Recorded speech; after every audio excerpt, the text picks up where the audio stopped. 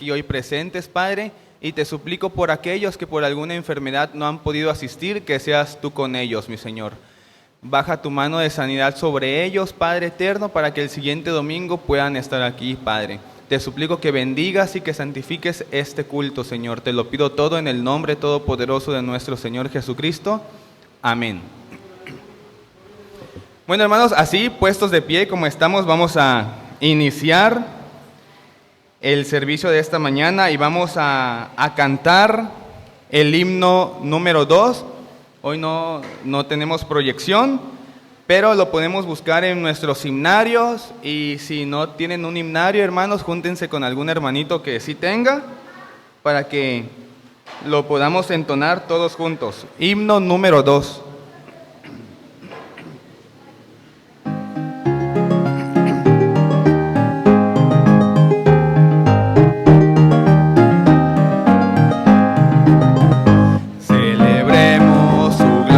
Con gran gozo, alabemos su grandeza. Dios eterno es todopoderoso, nuestro escudo y fortaleza.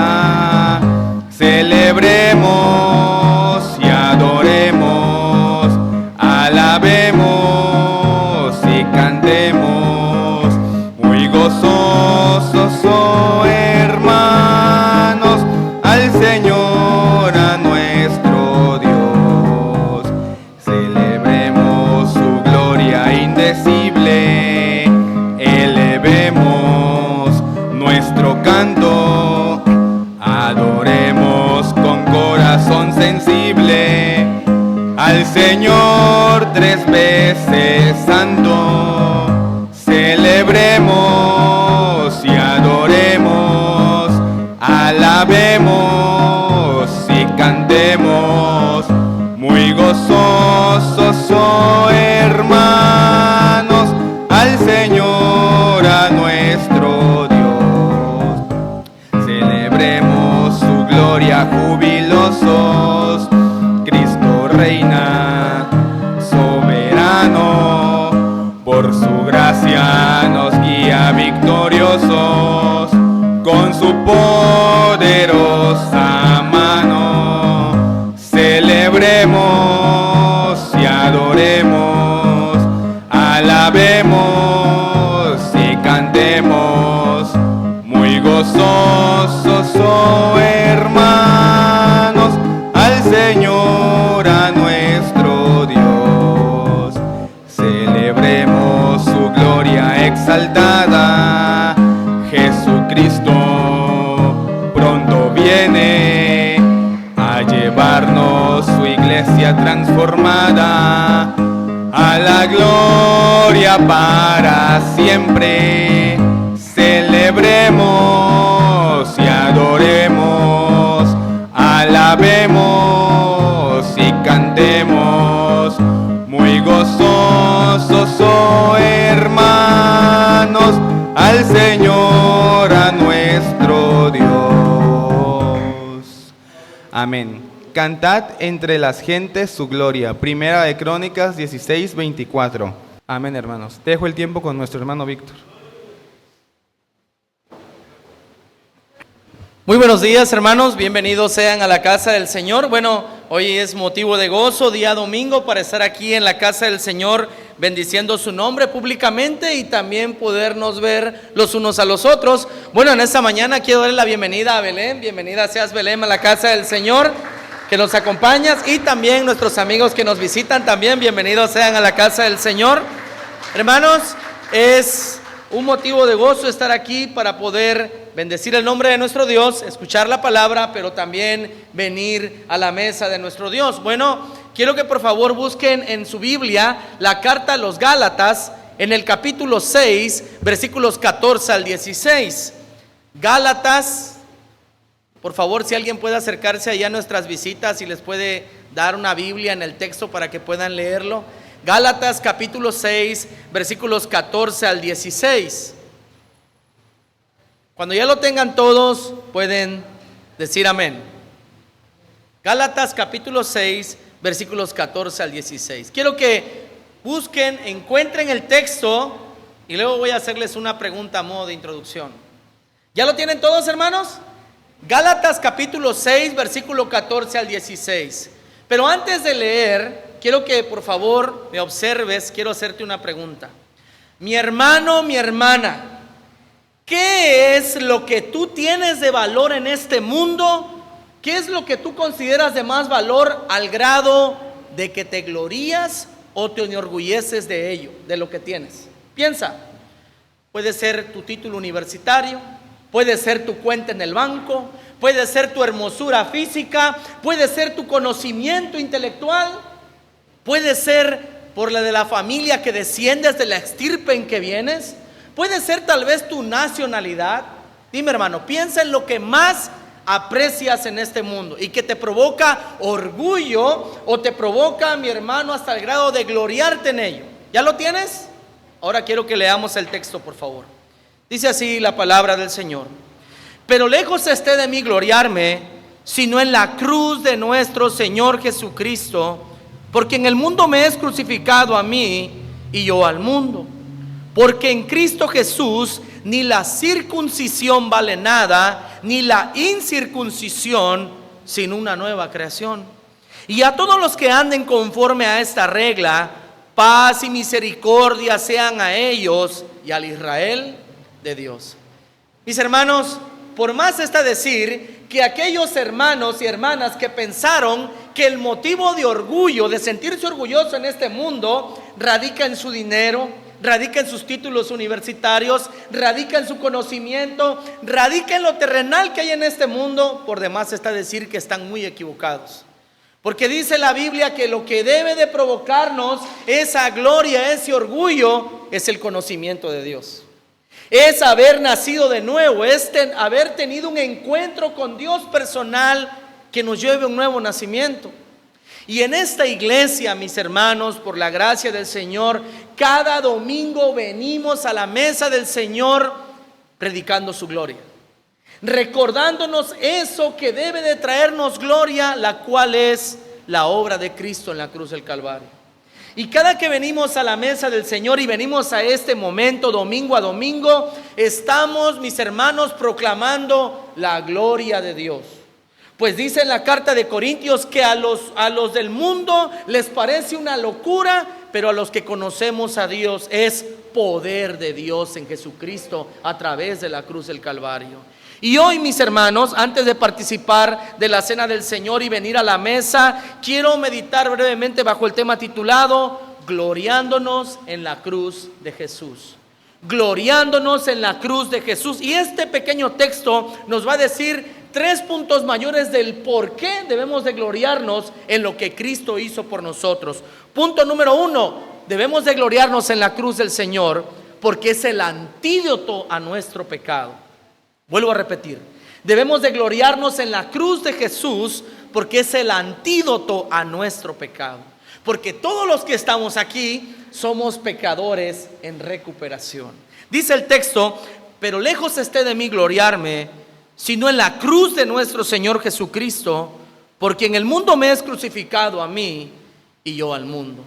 Mis hermanos, lo único que curará y sanará el pecado de la humanidad es creer en la obra del Señor, es nacer de nuevo, es venir en arrepentimiento y fe.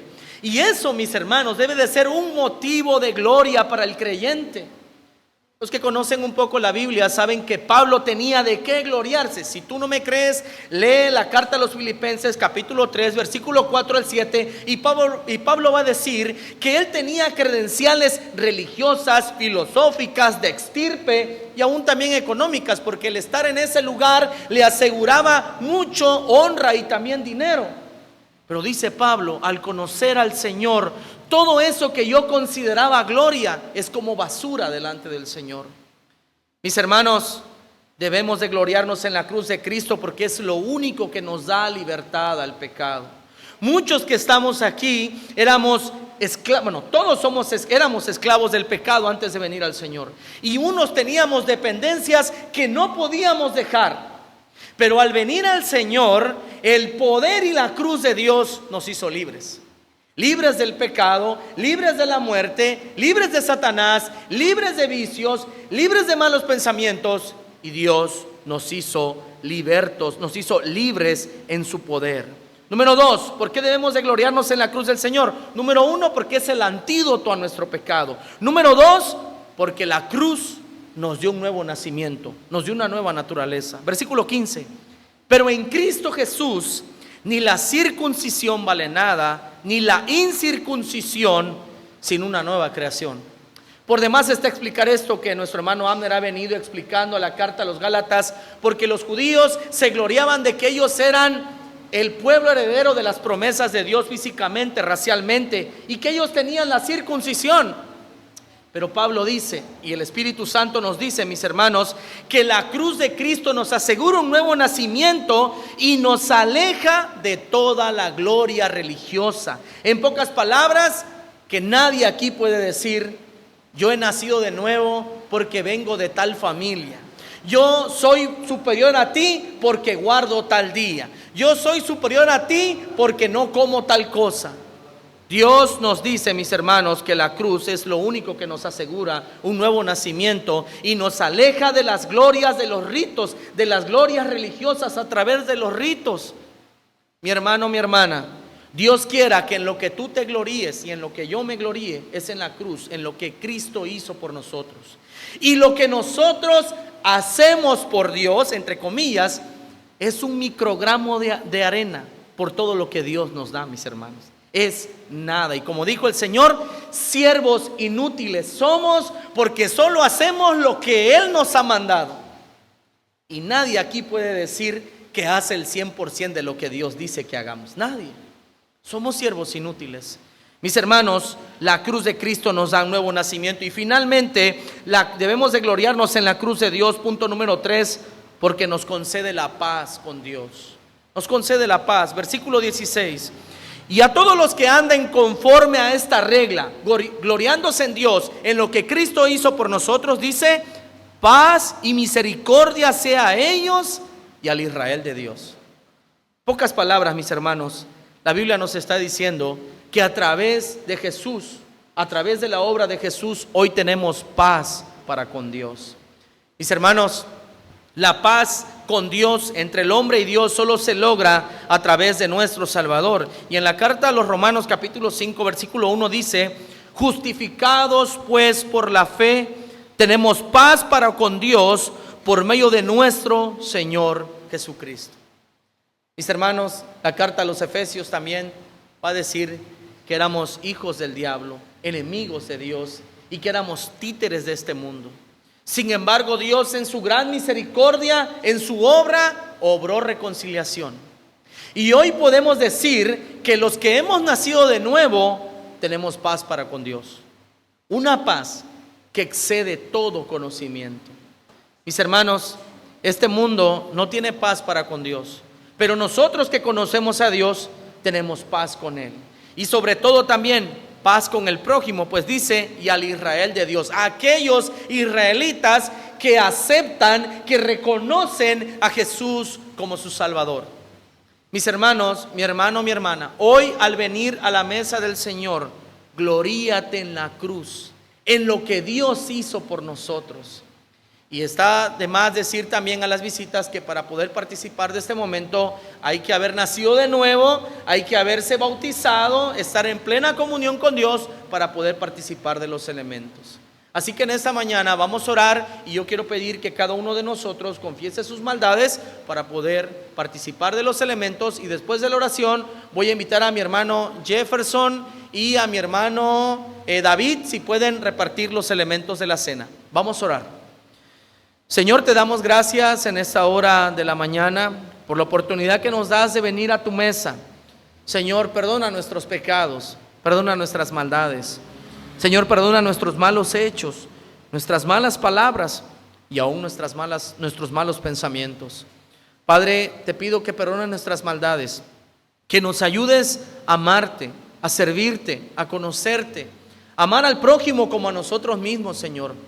A vivir santa y piadosamente en este mundo, a ser, Señor, parte productiva de esta sociedad. Padre, oro por las visitas, Si te conocen, Señor, perdona sus pecados para que puedan participar también. Y si aún no te conocen, obra en ellos arrepentimiento y fe para nacer de nuevo, Señor. Que se pongan a cuentas con usted. Que a través de tu gracia y tu misericordia, Señor, ellos puedan venir al conocimiento pleno tuyo y puedan tener paz en la obra que tú has hecho por nosotros. Señor, santifica los elementos. Santifica, Señor, el jugo. Santifica, Señor, las galletas que simbolizan tu cuerpo y tu sangre, que fue derramada para el perdón de nuestros pecados. Gracias, Señor, en Cristo Jesús. Amén y amén. Bueno, mientras tanto pido a la iglesia, mientras que nuestros hermanos reparten los elementos, que busquen el texto que domingo a domingo solemos leer en 1 Corintios capítulo 11, del versículo 23 en adelante, por favor. Nos damos gracias a Dios por nuestros hermanos que participaron partiendo los elementos y nuestro hermano Raúl que entona el himno. Bueno, vamos a leer el texto y participamos de los elementos. 1 Corintios 11, 23 al 26, dice así la palabra de nuestro Dios. Porque yo recibí del Señor lo que también os he enseñado, que el Señor Jesús, la noche que fue entregado, tomó pan, y habiendo dado gracias, lo partió y dijo: tomad, comed, esto es mi cuerpo, que por vosotros es partido, haced esto en memoria de mí. Vamos a participar de la galleta, símbolo del cuerpo de nuestro Salvador.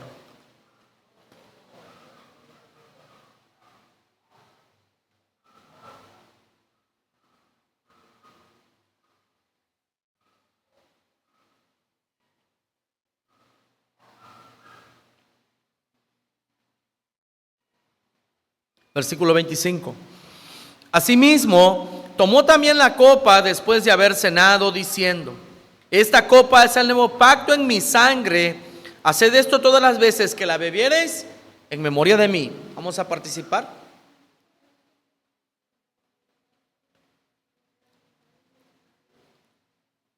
Los invito a que nos pongamos en pie, por favor. Voy a leer el versículo 26 y luego vamos a orar. Así pues, todas las veces que comieres este pan y bebieres esta copa, la muerte del Señor anunciáis hasta que Él venga. Oramos. Señor, te damos gracias en esta mañana por la oportunidad que nos has dado de sentarnos a tu mesa. Señor, de venir con gozo, pero también con arrepentimiento, Señor. Ayúdanos, Padre, que este momento, Señor, nos fortalezca delante de ti. Señor, que este momento en el cual participamos del pan y de la copa que representa lo que tú hiciste por nosotros, fortalezca nuestro espíritu. Señor, que a lo largo de esta semana que empieza estemos fortalecidos en ti, sirviéndote, amándote, viviendo para la gloria de tu nombre y amando al prójimo como nosotros mismos. Señor, sigue bendiciendo lo que resta del servicio. Padre, háblanos a través de tu siervo. Ayúdanos, Señor, a entender tu palabra, a guardarla y a ponerla por obra. Te lo pedimos en el nombre de Jesús. Amén y amén. Bueno, dejo el tiempo con mi hermano Abner para la prédica. Hola a todos, bienvenidos. ¿Los niños a sus clases o a la clase? Solamente vino más, solamente uno. Ok, van a perdonar mi dislexia. Porque hoy sí me traicionó la dislexia. Bueno, ustedes saben de que algunos saben de que yo sufro de miopía y de dislexia. Y hoy sí me traicionó porque Mao me pidió hoy en la mañana, con mucho tiempo de anticipación, el pasaje que iba a leer hoy para la prédica. Y yo le di, pues, el pasaje que leyeron ustedes. Y cuando estaban leyendo, yo dije, pero eso no es lo que voy a predicar. ¿Será que Mao leyó mal mi mensaje y tuve que venir a mi WhatsApp a verificar si realmente escribí mal o no? Y sí, escribí mal, perdonen. Pero no hay problema, vamos a leer igual de todas maneras el pasaje, ¿no? Muy bien. Por favor, vamos a hablar hoy acerca de Amós capítulo 6. Eso es nuestro pasaje de reflexión. Amós capítulo 6, versículos 8 al 14. Busquen por favor los que tienen su Biblia allí para que podamos reflexionar juntos. El libro de Amós, capítulo 6, versículos 8 hasta el versículo 14. Vamos a reflexionar con el tema la actitud y castigo divino a la soberbia. La actitud y castigo divino a la soberbia. Ahora, ¿qué es la soberbia? ¿Qué es la soberbia? La soberbia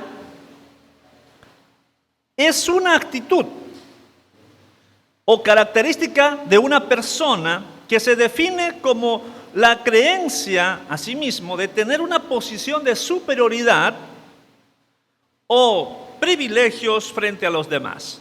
Eso es alguien que tiene soberbia. Ok, en la imagen que acompaña la diapositiva, vemos a un hombre que dice, yo. Y a otro que tiene en el fondo uno más grande y musculoso, lo que él quiere transmitir. En la siguiente imagen vemos a alguien, no es para criticar a los que tienen más peso que yo, pero muchas veces la gente con mucho dinero, muchas veces por comer bastante, sube de peso. Pero no es eso lo que importa acá. Lo que importa es que está pisando a otras personas. ¿Ok? Está pisando a otras personas, un soberbio. En la otra imagen tenemos a otro que es gigante y los demás trabajando para él. Soberbio, una persona soberbia que se define así como una posición de superioridad o que cree tener privilegios. Y a veces eso va a acarrear la ruina de la persona. Y en el pasaje que vamos a reflexionar hoy, veremos también esa situación. Esa situación de los israelitas. Bueno, comencemos con el versículo 8. Capítulo 6, versículo 8 del libro de Amós.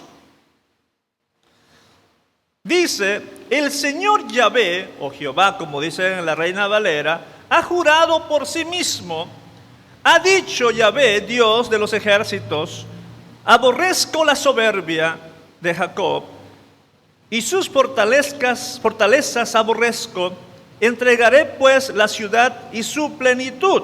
La Reina Valera dice, abomino la grandeza de Jacob y aborrezco sus palacios. Es que usan dos palabras hebreas diferentes, tanto para aborrecer como para abominar. La palabra hebrea que más fuerte me impacta es el de odiar. Yo odio, dice. Yo odio eso, dice Dios. Ahí vemos la actitud de Dios frente a la soberbia, que Él odia, Él rechaza, Él aborrece la soberbia, esa grandeza que la persona dice tener. Ahora, recuerda que Jacob aquí no se está refiriendo, no se está refiriendo a una persona. Jacob. No, se está refiriendo ¿a quién? Al pueblo de Israel. El pueblo de Israel aquí es Jacob. A la nación de Israel. Por tanto, debemos reflexionar qué tenía Israel para sentirse grande. Ya hemos reflexionado en capítulos anteriores que los ricos, pues, maltrataban a los pobres, eran muy abusivos. Y en la prédica pasada, basado en este capítulo, hemos hablado del exceso, el consumo excesivo. Estos que comían de calidad y bastante, estos que tenían una cama lujosa, estos, etcétera, etcétera. Entonces, esa grandeza de ese pueblo que la gente rica tenía muchas cosas y menospreciaba a los pobres, y además estaban bajo el reinado de Jeroboam II. Ese rey era un rey exitoso delante de los hombres, pero delante de Dios no. Este rey Jeroboam había conquistado zonas, había ganado guerras pequeñas, pero había conquistado zonas, tenía prosperidad. Entonces, ellos tenían grandeza, estaban orgullosos. Y Dios dice, yo aborrezco eso. Yo odio eso.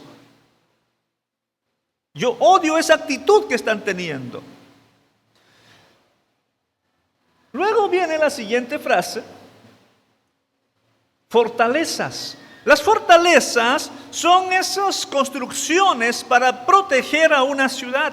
Las principales ciudades tenían fortalezas que hacía que las tropas enemigas no la conquistaran fácilmente.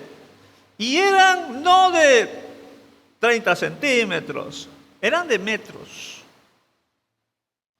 Cosa que no pudieran romper fácilmente. Estaban confiados. No era como hoy en día. Recuerde que antiguamente las ciudades estaban rodeadas de muros. Y adentro almacenaban comida y podían aguantar un asedio. Podían aguantar años inclusive de no salir de esa ciudad, porque adentro tenían comida y tenían agua.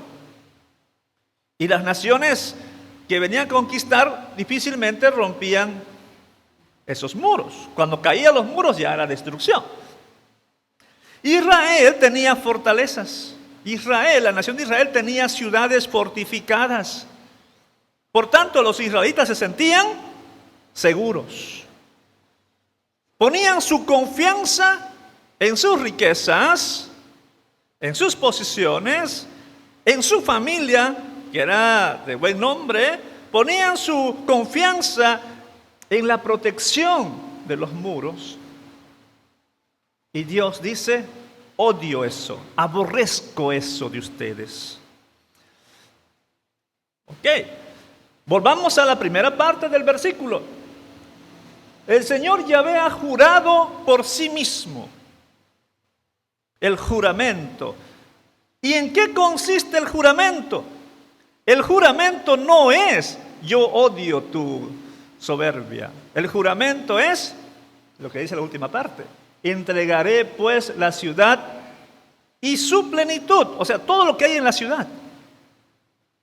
Yo juro, dice Dios, por mí mismo, porque Dios no puede jurar por otra persona, porque nosotros a veces, aunque el Señor Jesús ha prohibido que se diga, que se jure, pero nosotros decimos, te prometo o te juro, ¿por quién? Por alguien que sea más importante que nosotros. Algunos dicen, por mi mamá, por el honor de mi mamá, por no sé, por mis hijos. Dios, ¿por quién jura?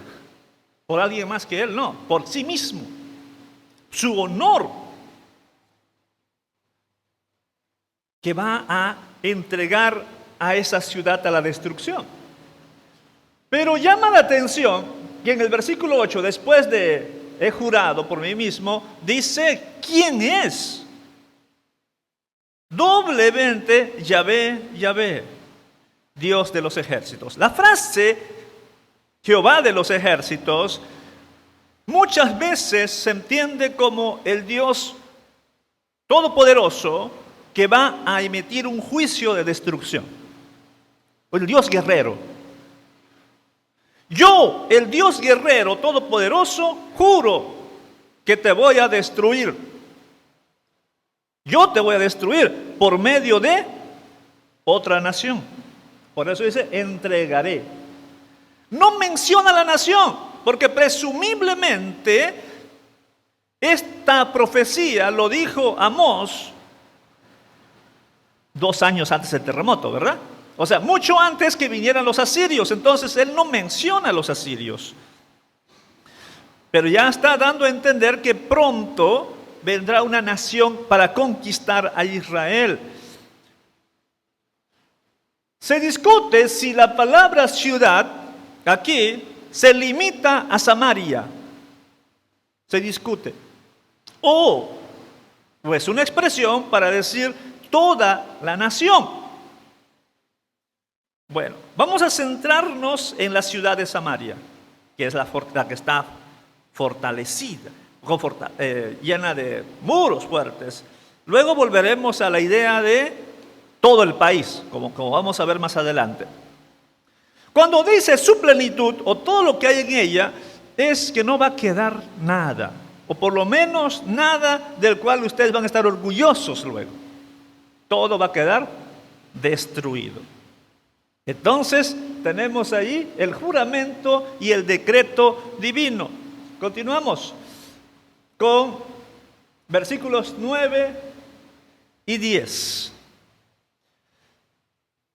Dice el texto: y sucederá que si 10 hombres permanecen en una casa, morirán. Y su pariente, e incluso el que lo quema, lo levanta para llevarse los huesos de su casa, de la casa. Y le dice al que está en lo más recóndito de la casa: ¿hay alguien contigo? Y el otro responderá: no. Entonces le dirá: calla, no invoques el nombre de Yahvé. Lo que podemos ver en estos dos versículos es que ciertamente hay muerte en la ciudad. Muerte en la ciudad. Ahora bien, estos dos versículos son un problema, especialmente el versículo 10. Un problema de traducción y de interpretación. Un reto para los predicadores y sobre todo para los exégetas, los que estudian el texto bíblico. Es una locura. Así que aquí vamos a elegir uno de las interpretaciones. Tanto así que hay una Biblia que se llama Nueva Traducción Viviente, que estos versículos lo pone en paréntesis. ¿Cuándo se coloca algo en paréntesis en gramática española? ¿Cuándo es algo explicativo, pero no tan relevante, como para, si quieres lo lees y si no, no? Eso se pone en paréntesis. ¿Por qué? Porque el versículo 8 habla de destrucción, ¿verdad? Y el versículo 11 también habla de destrucción. Pero el 9 y el 10 no tiene mucho sentido en la secuencia. Por eso lo ponen en paréntesis.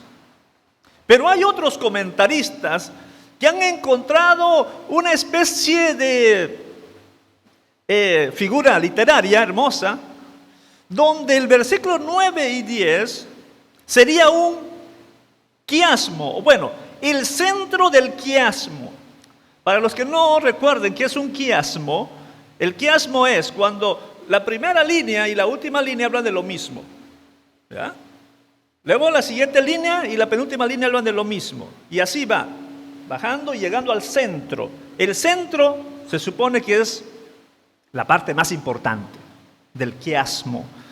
Entonces, algunos exégetas han encontrado en el versículo 9 y 10 el centro de un quiasmo. Por tanto, dicen, es la parte más importante del capítulo. ¿Cómo así? La destrucción, la muerte de estos pecadores.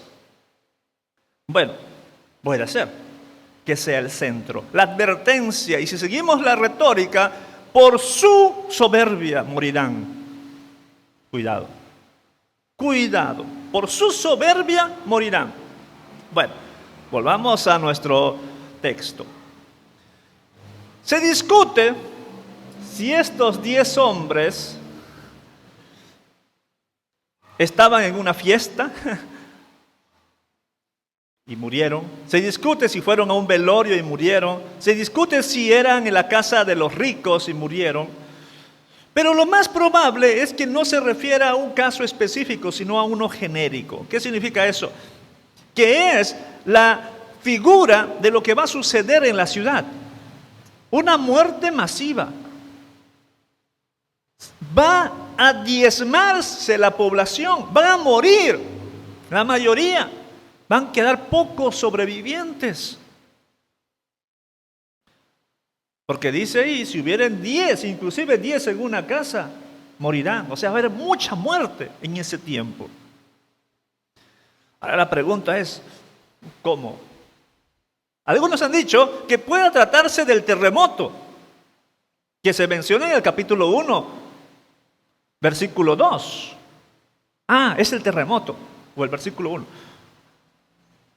Otros dicen que podría tratarse de una hambruna. Pero lo más probable que aquí vuelva a tener en cuenta el asedio en la ciudad, que ya mencioné en el versículo 8, de que dice: entregaré la ciudad y su plenitud. Cuando se va a asediar la ciudad, y duró 3 años,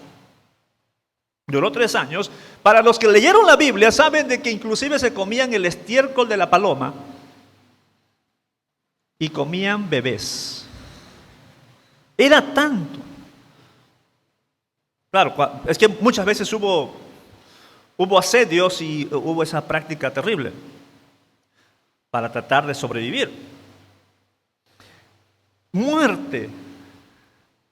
Probablemente sea el asedio, dicen, porque allí hay poca comida, hay enfermedades y van muriendo y muriendo.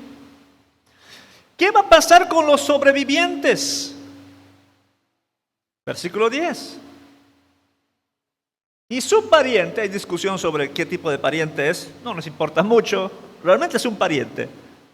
El pariente, el sobreviviente o el encargado de tratar de enterrar, va a entrar con otro pariente.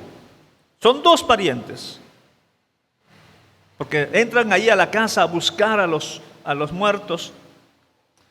Dice, el que quema.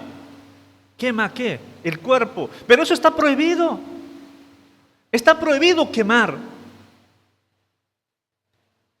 En el capítulo 1 se condena a una nación por haber quemado los huesos del rey de otra nación. Por eso van a ser destruidos. O sea, el quemar un cuerpo está prohibido. ¿Y cómo aquí que están quemando un cuerpo y quieren sacarle los huesos? Por lo menos quedarse con los huesos para enterrar los huesos.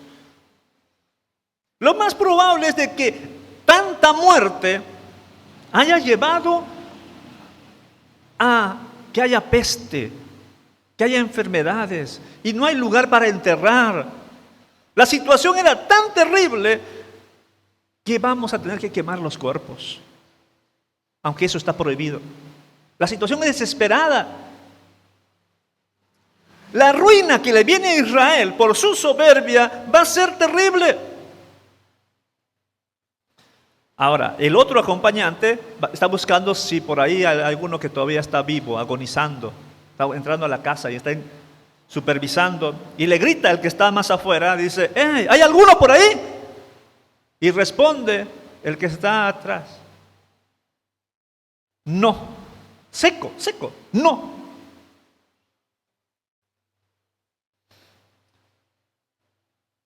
Luego viene una frase enigmática. Le dice: calla. O sea, no digas más nada. Y se trata de aclarar por qué. No invoques el nombre de Yahvé. ¿Cómo que está mal decir a Dios? Invocar el nombre de Dios. Ahora sí voy a invocar el nombre de Dios. Antes no quería, ahora sí voy a invocar. ¿Está mal eso? Los intérpretes discuten sobre esta situación. Lo más probable es de que la actitud del que quería hablar era la de quejarse contra Dios. La de quejarse. ¿Cómo es que nos haces esto si creemos en ti? ¿Cómo es que nos pasan estas cosas malas si somos buenos? Tanto que te hemos honrado, te hemos servido. Eso creo que es una opción. Una buena opción de entender el pasaje. Otros han dicho, o quizás sea, porque si mencionamos a Dios, Dios va a mandar más castigo. Calla, no digas nada más. Calla, no queremos más castigo. Otros han entendido que se trata de una cuestión mágica, de magia, como un conjuro. No menciones el conjuro. Pero creo, siguiendo al comentarista Danny Carroll, que es más como una queja. Y a decir verdad, la mayoría de los seres humanos se quejan contra Dios cuando hay muerte. Se quejan. ¿Por qué, Señor, te lo llevaste si era una buena persona? Y aquí se dice mejor, no digas nada. Bueno, ¿qué vemos en estos dos textos? Aunque enigmáticos, vemos muerte en la ciudad. Mucha muerte, muchísima. Es la sentencia por sus pecados, sobre todo por su soberbia. Bueno. Retoma la idea de castigo Dios. Retoma la idea del castigo. Versículo 11 dice, porque he aquí Yahvé, oh Jehová, manda y hará pedazos la casa grande y pedazos la casa pequeña. La casa mayor y la casa menor, dice la Reina Valera. ¿Quién es el que va y castiga? ¿Quién es el que propicia la destrucción de Israel? Dios mismo. Es Dios. No menciona quién es su instrumento, pero sabemos que será otra nación. Y es mandato divino. Dios mismo va a propiciar esto. Y hará una destrucción, cuando dice la casa grande y la casa pequeña, todas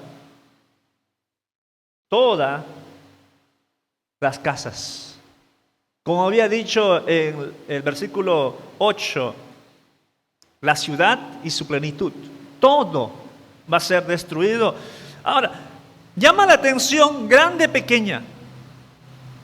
Llama la atención. Probablemente se refiere a la casa de los ricos, pero también, lastimosamente, la casa de los pobres serán destruidas. Y dirán ustedes, pero el pobre, ¿qué culpa tiene? Solamente castiguen al rico, porque el rico es el soberbio. Bueno, un pobre no significa que esté absuelto de pecados. 2, hay pobres más soberbios a veces que los ricos.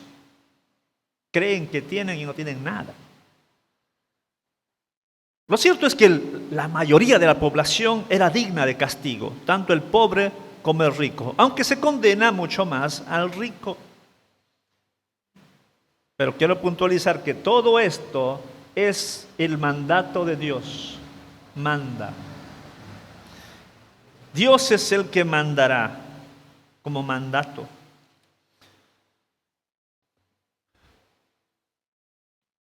Muy bien. Estamos viendo cómo va el castigo de Dios. Sigamos. Versículo 12. Versículo 12. Allí está la justificación, por lo menos otra justificación del castigo de Dios. ¿Por qué los voy a castigar? Porque ustedes cometen injusticias, cometen cuestiones absurdas. El versículo 12 tiene cierto problemita para interpretar una línea, ¿ya? Una línea. En la Reina Valera opta por una traducción diferente a la traducción que tengo yo en la diapositiva. Bueno, en la segunda parte, especialmente esta segunda pregunta. Recuerde que estamos aquí ante pregunta retórica. Retórica. Significa que una pregunta retórica no busca una respuesta porque tiene una respuesta obvia.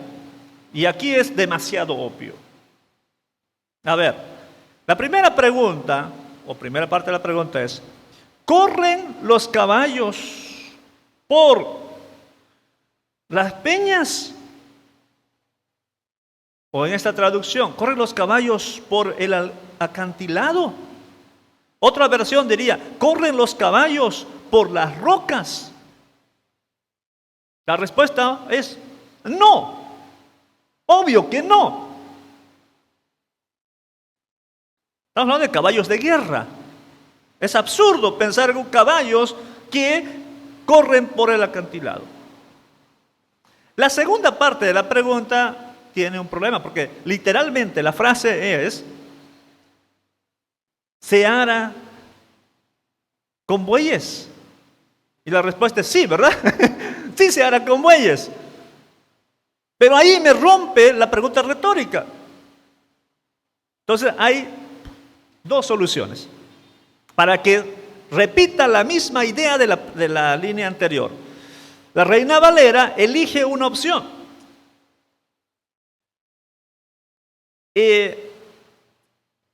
La Reina Valera, ustedes vean en su Reina Valera, dice, repite el verbo. Dice, harán en ellas, ¿en qué en ellas? No el verbo, no, repite el sustantivo, no el verbo. Harán en ellas, ¿qué ellas? Las peñas, ¿no? ¿Harán en ellas los bueyes? La respuesta obvia es no. Esa es una solución.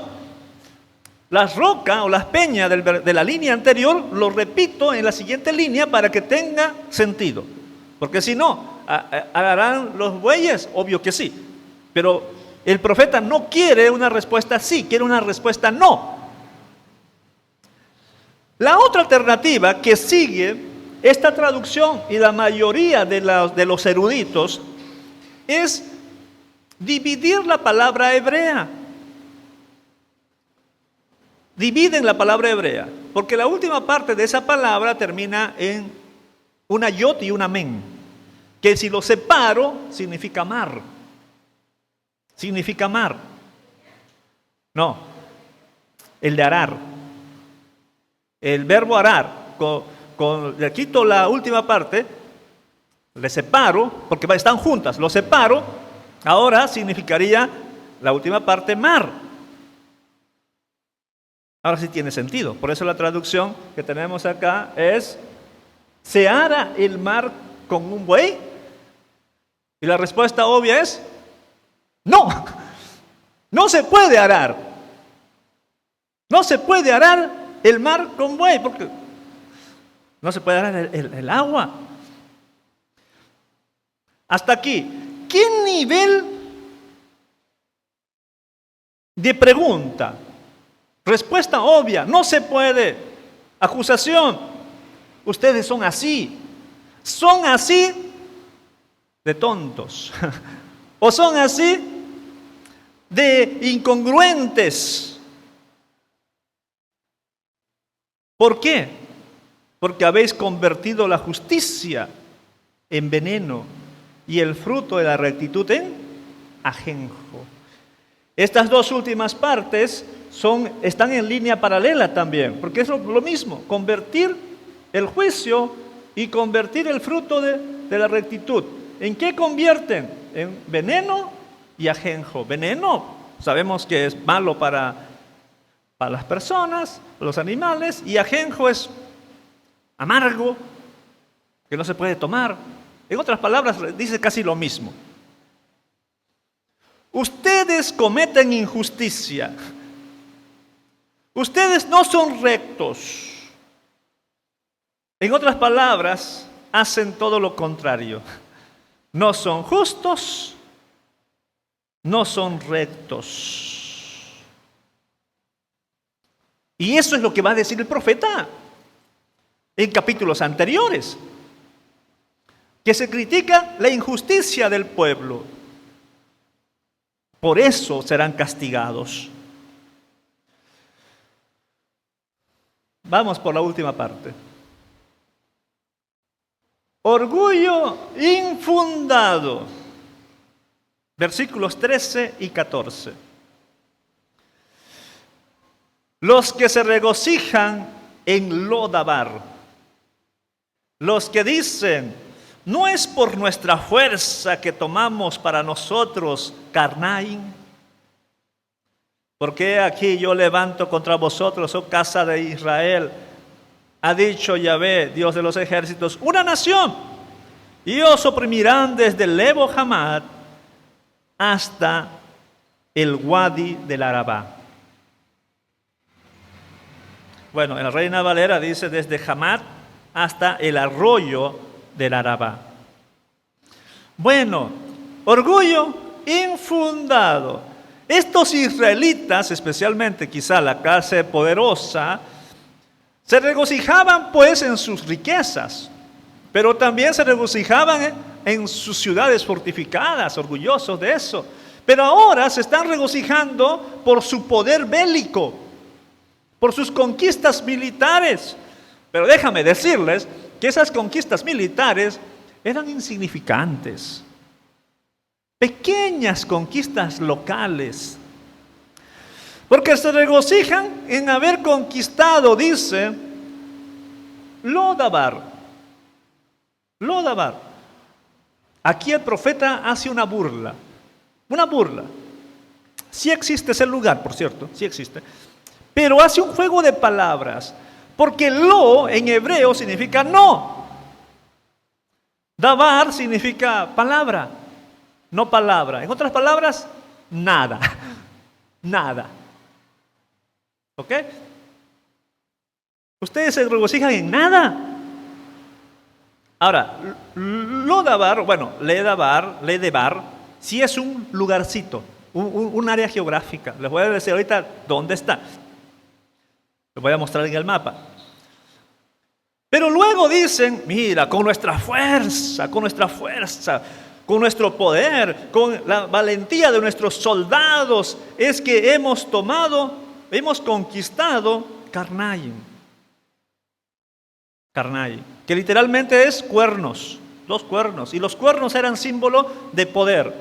Hemos conquistado Karnaim. Y uno dice, ¿dónde está Karnaim? ¿Dónde está Lodabar? Bueno, voy aquí.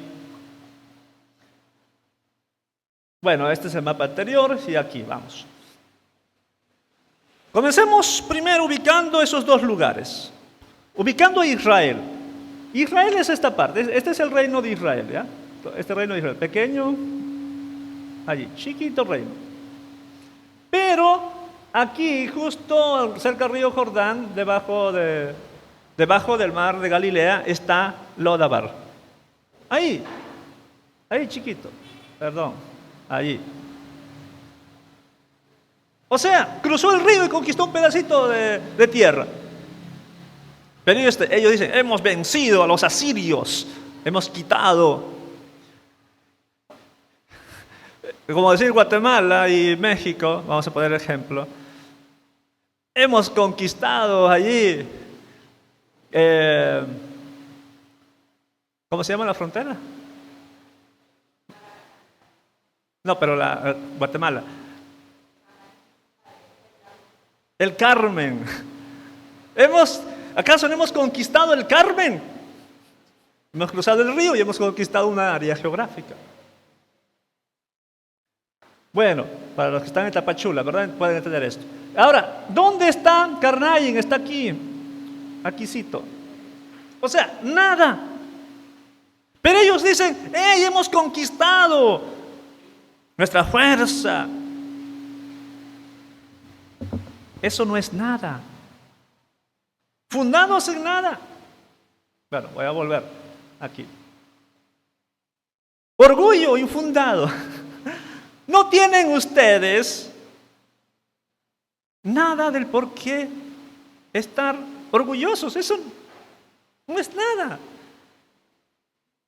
¿Cómo concluye? ¿Cómo concluye el capítulo? Versículo 14. Porque he aquí, dice Dios, he aquí yo levanto, oh casa de Israel, a ustedes nación pecadora. Levanto una nación, no dice qué nación, pero nosotros ya sabemos qué nación es, los asirios. Levanto una nación que os oprimirá desde Hamad hasta el arroyo del Arabá. Ahora sí ubiquemos dónde están estos lugares. Perdón. Aquí está Hamat. Bajo un poquito al territorio de Israel. Desde aquí arriba, más arriba todavía, que Jeroboam había conquistado, hasta aquí, aquí está el arroyo o el wadi, que es un rito.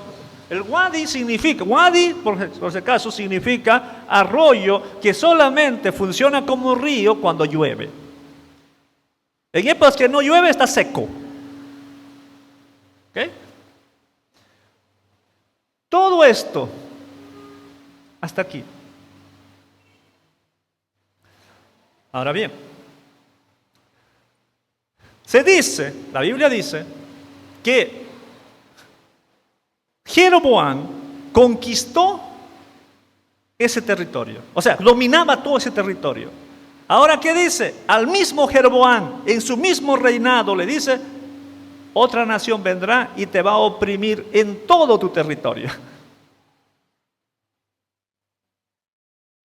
¿De qué estás orgulloso? ¿Eres soberbio? ¿Eres orgulloso? ¿Pones tu confianza en las cosas? ¿Pones tu confianza en tu estatus, en tu educación, en tus cuentas bancarias, en tu nacionalidad? ¿Pones tu confianza en el trabajo, en tu apellido? ¿Y qué pones allí? ¿O de qué estás orgulloso, orgullosa? Porque al parecer esa gente ponía su confianza en esas cosas más allá de Dios. Fuera de Dios o más allá de Dios. ¿Tú cómo vas? Porque algunos tienen buenos trabajos, muy buenos trabajos, en comparación con la mayoría, ¿verdad? En comparación con la mayoría, algunos tienen buenos trabajos. Pero déjame decirte, y no es que te deseo lo malo, pero ¿y si te lo quitaran?